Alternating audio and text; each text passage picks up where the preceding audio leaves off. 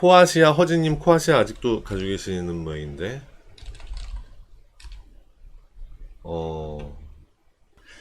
제가 코아시아 언제 해봤었는지 모르겠는데, 허진님, 제가 이거 62평선이 깨지면 안 좋다라고 말씀드리지 않았나요? 62평선이 깨지면 아래로 내려간다, 여기 18,000원까지 내려갈 수 있다라고 말씀드렸던 것 같은데. 네, 그 부분이 유효합니다. 아직도. 똑같습니다. 제가 언제 받으려는지 기억이 안 나는데, 그때는 아마, 허진님 지금 말씀하시는 뉘앙스를 보면, 그때는 요 타이밍, 올라가는 타이밍에 한번 본 거 아닌가 싶어요. 그런데, 여기서부터는, 안으로, 여기에서 안으로 들어와서, 뚫고 나갔다가, 어이쿠야 깜짝 놀랐네 하고 이렇게 내려왔을 때는 여기를, 그리고 아래 여기를, 두 가지 지점을 박스로 만들고 있는 거예요. 예. 지금 박스 안에서 착실하게 놀고 있는 겁니다. 그러니까 지금 떨어지는 게 이상하지 않아요. 18,000원까지는 떨어질 수 있습니다.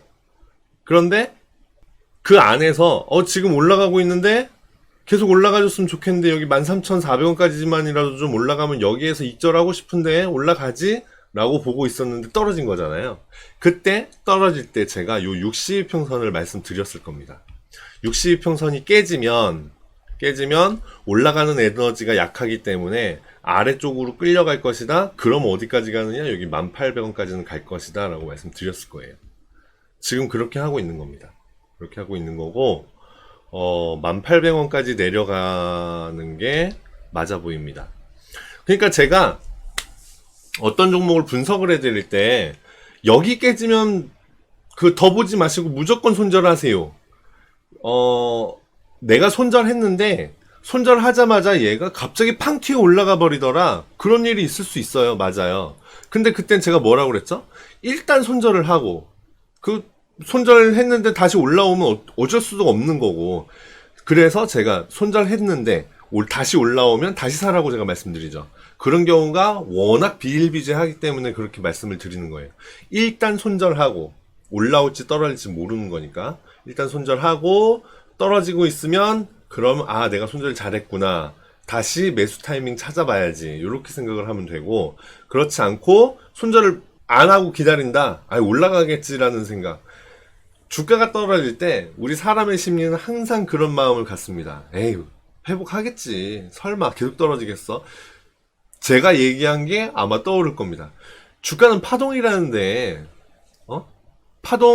지금 이 파동이 지금 떨어지는 파동이면은 곧 올라가겠지라는 생각을 하게 됩니다. 아까 경이로운 세정님 질문 주신 거하고 똑같은 맥락인데요. 유상증자, 무상증자, 감자는 무조건 나쁜 거고요. 감자는 무조건 나쁜 거고, 유상증자, 무상증자는 경우에 따라서 좋은 것일 수도 나쁜 것일 수도 있어요. 유상증자를 하는 이유가 중요하거든요. 이유가 어떤 연구 목적이다. 회사의 개발을 위해서, 혹은 회사의 인프라를 더 확장하기 위해서 유상증자를 한다. 그런 건 좋은 거겠죠. 왜냐? 이 회사가 지금 일을 잘하고 있기 때문에 시설 투자가 그동안 부족했는데, 그러다 보니까 지금 가지고 있는 시설이 많이 모자란다.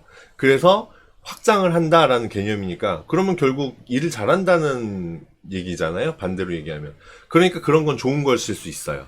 그런데 유상증자를 하는 이유가 예를 들어서 은행 채무를 갚기 위해서 요런 거 가끔 있습니다. 가끔 있는데 그런 것들이 목적이다. 그러면 안 좋겠죠? 누가 봐도 안 좋은 일이겠죠. 그래서 유상증자, 무상증자는 사실 그 사건 하나만으로 봐서는 유상증자하니까 좋아, 무상증자하니까 좋아, 이렇게 보기는 힘듭니다. 유상증자를 하는 이유가 중요하죠. 근데 지금 차트를 보면 이 회사 지금 유상증자 이슈가 있나요? 이슈가 있는지 모르겠는데 굳이 뉴스 안 볼게요. 안 볼 건데, 유상증자 이슈가 있는지 없는지 모르겠지만 그게 지금 차트의 흐름에 반영이 된 모양은 없어요. 그게 중요해. 그래서 이유가 중요해요, 허지님. 유상증자를 어떤 회사가 하는데 좋은 이유야. 내가 봐도 이거는 유상증자 할만해. 괜찮아. 이거는 회사의 미래에 좋은 일이, 가치가 있는 일인 것 같아. 라고 한다면 유상증자에 참여하는 게 좋겠죠. 그런데 이건 좀 무리가 있는데? 라고 생각하는 유상증자에 참여하면 내가 이 회사에 정말 애착이 있어서 이 주식을 오래 가지고 있을 사람이다.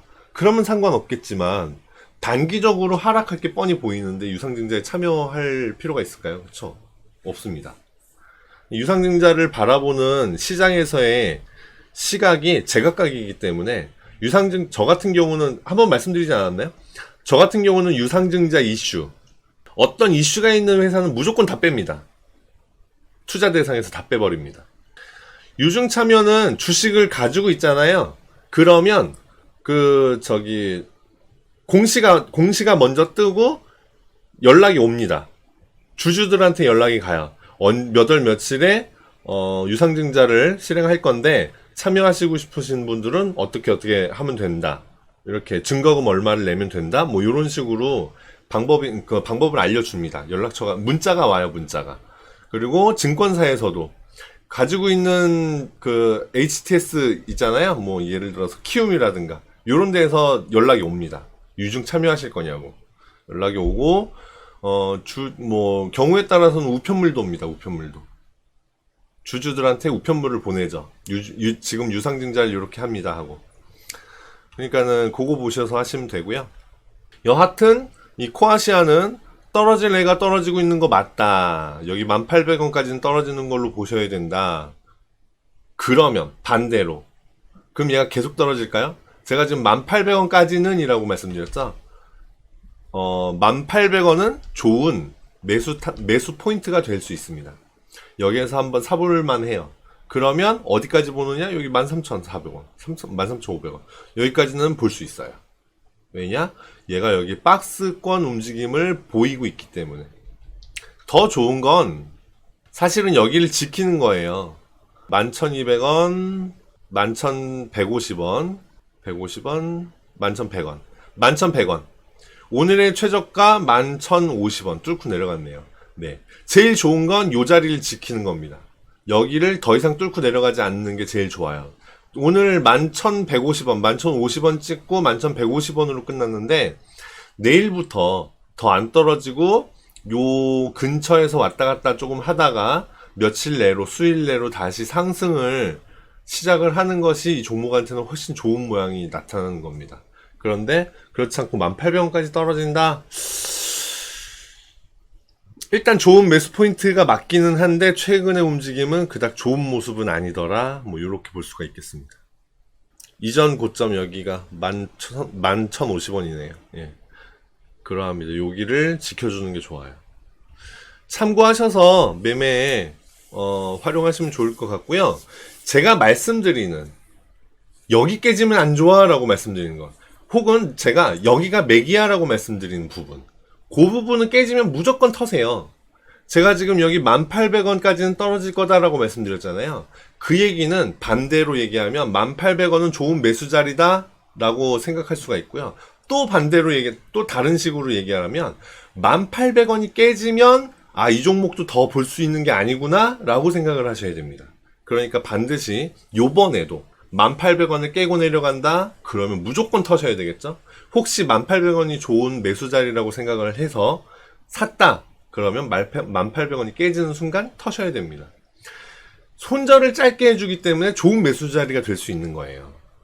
그 다음에 올라가는지 떨어지는지는 사실 사람인데 어떻게 합니까? 귀신도 모를 거예요, 아마. 신과 함께 영화에서 보면 마동석이 글로벌 경제 흐름을 니들이 어떻게 하냐고, 염라대왕도 주식하지 말라고 그랬다면서요. 예, 아무도 모릅니다. 예, 아무도 모르기 때문에 떨어지지 않을 것이다 라고 생각되는 부분, 거기에서 배팅을 하는 거예요, 말하자면. 우리는 투자자라고, 제가 한번 투자자와 투기와 투자에 대해서 한번 말씀드렸었잖아요. 투자 쪽으로 보기는 조금 무리가 있고, 예, 투기에 가까운데, 여하튼 우리는 매매로, 예, 명명을 하자면 여기는 좋은 매매할 수 있는 자리다. 손절을 짧게 주기 때문에 그렇게 생각을 하시면 돼요. 18,000원 깨지면 더 보지 마세요, 절대로. 요번에는 지켜주시기를.